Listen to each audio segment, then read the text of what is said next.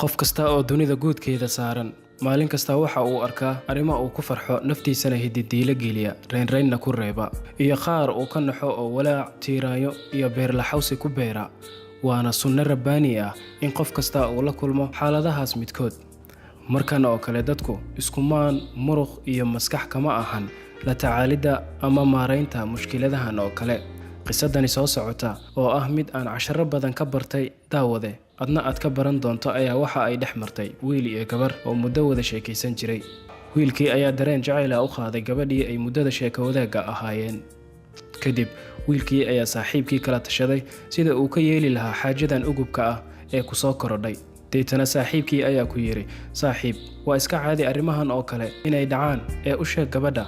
hana baqin waan hubaa in ay wax kula qaban doonto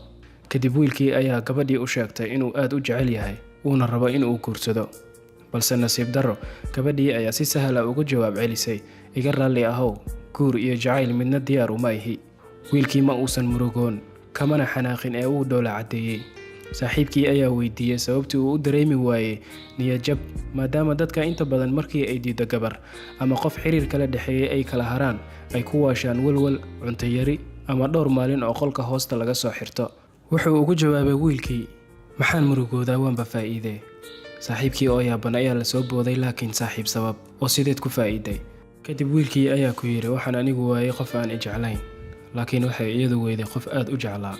xaalad kastana waa sida aad adiga ka dhigato waa ku mahadsantahay daawade daawashada muuqaalka haddii aad ku cusub tahay channelka fadlan nagu soo biir oo subscribe saar si ay kuu soo gaaraan muuqaalada xiga ee aan soo gelin doono mahadsanid